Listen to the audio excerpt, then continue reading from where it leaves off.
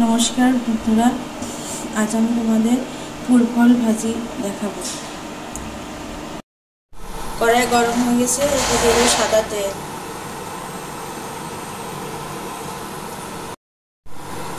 এবার তেলের ভিতর দিয়ে দেব কাঁচামরিচ আর কাঁচা পেঁয়াজ কুচি।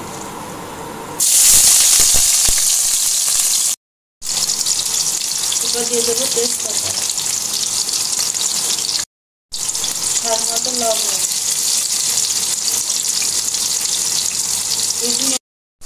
এবার এর মধ্যে দিয়ে দেব আলু কুচি।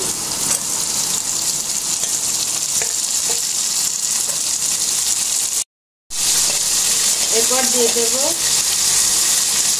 ফুলফল।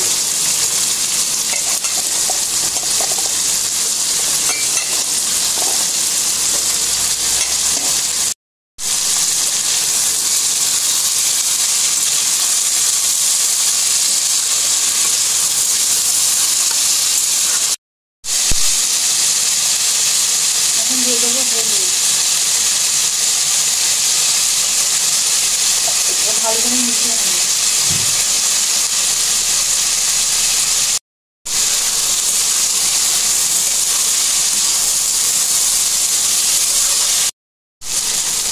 এবার আমি এইগুলো কিছুক্ষণ ধরে নাড়বো, নেড়ে ভাজবো। তারপর লাল লাল হয়ে গেলে আলুগুলো সিদ্ধ হয়ে গেলে, ফুলফলগুলো ভাজা হয়ে গেলে নামিয়ে দেবো।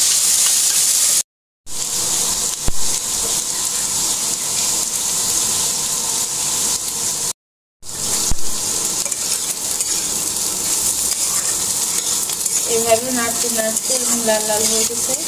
এবার তুলে নেবো এগুলো। তৈরি হয়ে গেছে আমাদের ফুলফল ভাজি।